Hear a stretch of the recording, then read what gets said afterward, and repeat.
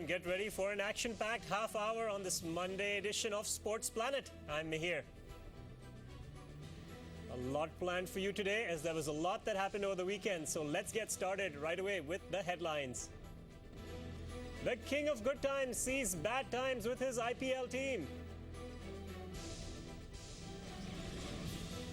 The powerful women's cricket team of India captures its fourth successive Asia Cup crown. How will bat-making rules affect the plight of bowlers? We'll find out in a special report. And India pulls out a crucial victory over Belgium in hockey's Aslan Shah tournament.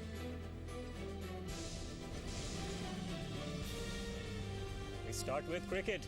The king of good times, Vijay Mallya, is distraught with his IPL team.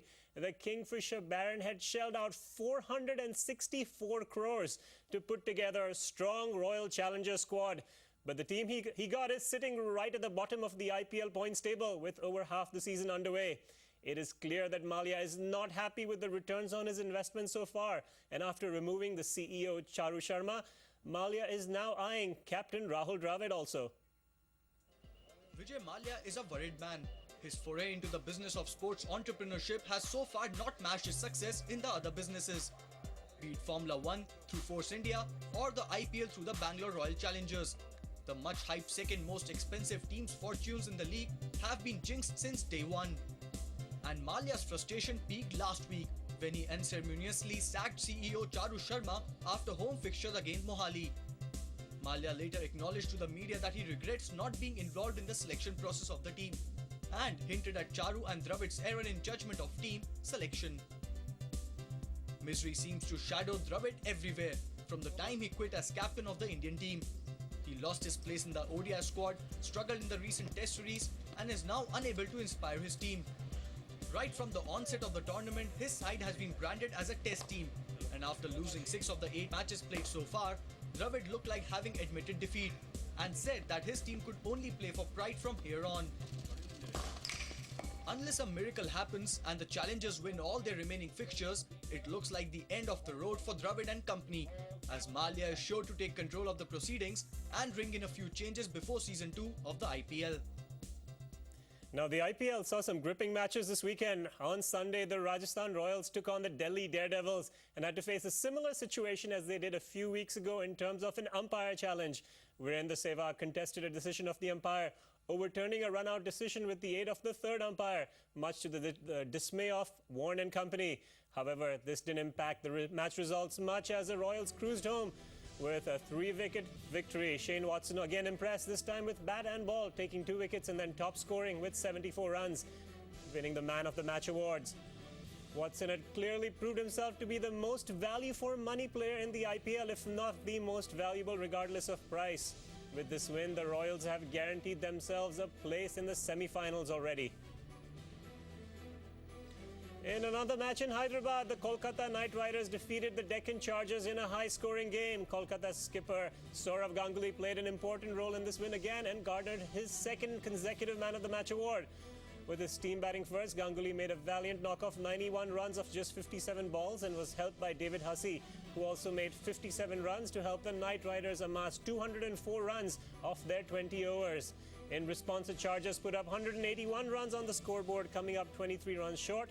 Venugopal Rao sparkled with the bat for the Chargers, remaining unbeaten on 71 of 42 balls, while Ashok Dinda picked up 3 wickets and Ganguly had 2 for the Knight Riders. So let's take a look now at the latest points table. The Royals from Rajasthan are at the top with 14 points of 9 matches and have guaranteed themselves a place in the semi-finals. They're followed by Chennai with 12 points of 9 matches and Punjab with 10 points of 8 matches. Delhi is now in the bottom half of the league, and the Royal Challengers and the Deccan Chargers solidify their position at the bottom of the pack after their losses over the weekend. And moving on to women's cricket, the strong Indian squad has picked up its 4th consecutive Asia Cup trophy without much of a challenge throughout the tournament. The Indian women routed the host Sri Lanka by 177 runs in the finals on Sunday. Batting first, the Indians put up 261 runs in their 50 overs, propelled by Asha Rawat's 97-run knock, as well as half-centuries by captain Mithali Raj and Rumeli Dar. Sri Lanka could not even put together a three-figure score in response and were done in by Neetu Davids and Pujari Seema's three-wicket hauls. Now, India not only went undefeated throughout the tournament, winning all 6 league games plus the finals, but also routed its opponents in almost every game.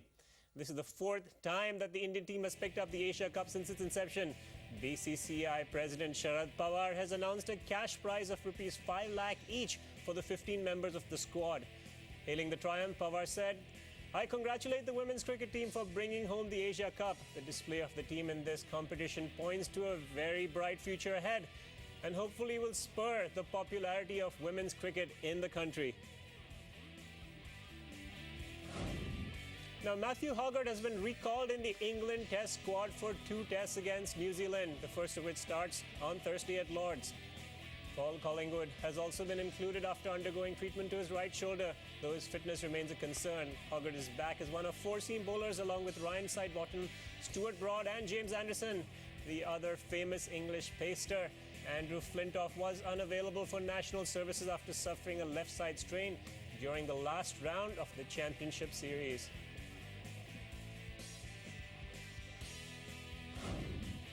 New Zealand cricket chief selector Richard Hadley has criticised the New Zealand board's decision to allow 5 Kiwi players to extend their stay in India for the IPL and arrive late for their tour to England.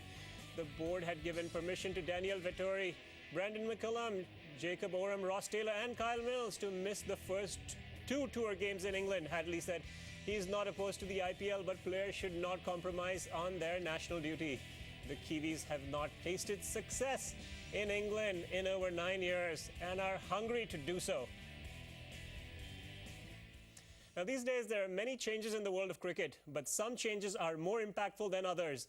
The governing body of the sport, the ICC, is making some rules and regulations on the composition of bats. India is the largest importer of bats and will be impacted by these changes. Our correspondent Manoj Kumar talks to some prominent bat makers.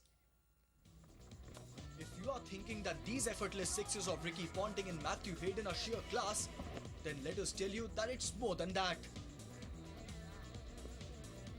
Apart from a good footwork and smooth timing, it's the graphite and the carbon in a bat which gives the batsman an extra punch in his stroke.